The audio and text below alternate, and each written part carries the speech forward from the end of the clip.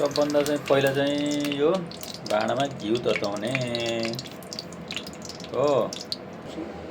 र त्यसपछि मिठा सुप, चम्सुर, नेपालको अर्को सौँफ, मेथी सब भुटेको ज्वानो अनि भुटेर चाहिँ हामीले यसलाई पाउडर बनाएको र यसपछि हामीले यो घिउमा यसलाई चाहिँ बिस्तारै यसलाई भुन्ने है। अब त्यसपछि यसमा काजु, नरिवल, बदाम, चोकडा, त्यसपछि आएर चाहिँ हाम्रो यो सबलाई यो के अरे किसमिस हो, यो सबैलाई भुनेर हामीले पिसेर राखेको थियौँ। त्यसलाई चाहिँ अनि पिसेको यो उसलाई चाहिँ फेरि यस मसलामा हामीले हालेर चाहिँ बिस्तारै यसलाई चाहिँ स्लो आगोमा चाहिँ यसलाई बिस्तारै यसलाई घिउमा यसले भुट्ने हो। बिस्तारै भुट्दै जाँदाखेरि अब यसपछि यसमा बत्तिसाको पाउडर पनि एड गर्ने, त्यो पनि एक प्रकारको मसलै हो।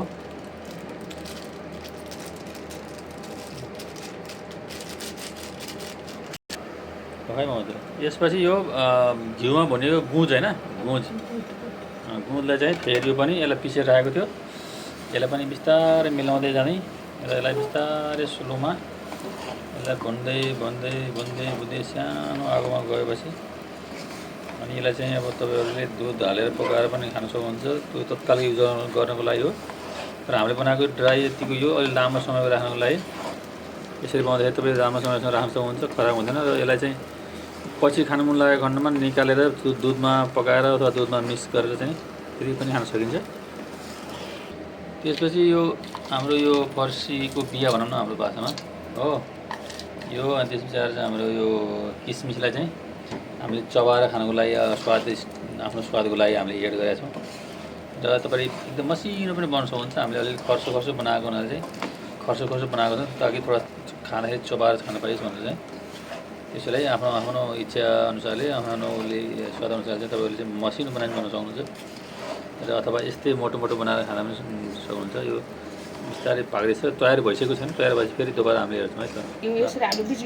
बिचबिचमा आवश्यकता अनुसारले घिउ पनि हाल्नु होला। हामी चाहिँ बिस्तारै घिउ पनि थपिरहेछौँ है। यसमा चाहिँ तपाईँलाई घिउ एड गर्दै गराउनु पनि सक्नुहुन्छ। यो चाहिँ हाम्रो प्योर नेपालको घिउ हो। प्योर नेपालको घिउ, नेपालबाट ल्याएको मगाएको घिउ हो।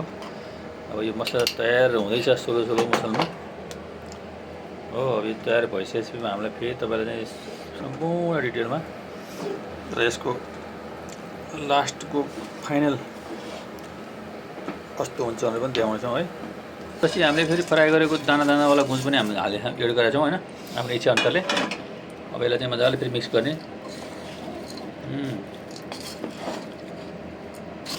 त्यसपछि हामीले पिसेर राखेको मिश्री भाँडामै हाम्रो मिक्सरमै छ यो। अब यसलाई चाहिँ बिस्तारै लास्ट उतार्नुभन्दा अलिक एकछिन पहिला यसलाई मिक्सरी भुट्नेको के अरे पिसेर राखेको मिश्रीलाई चाहिँ एड गर्ने। तपाईँको स्वादअनुसार धेरै अब कतिको तपाईँलाई मिठो खानु लाग्छ त्यो हिसाबले चाहिँ कम मात्रामा पनि युज गर्न सक्नुहुन्छ। कसैलाई सुगर छ भने सुगर फेरि वाला चिनी ल्याएर हाल्न सक्नुहुन्छ। मिश्री पनि र लगभग त्यस्तो त अलिक कमै होला, तर भए पनि मिश्रीलाई पिसेर यसरी बनाएर चाहिँ हाल्नु होला। अब यसलाई बिस्तारै मिक्स गर्नुपर्छ। यसलाई मिक्स गर्दै जाँदाखेरि चाहिँ है त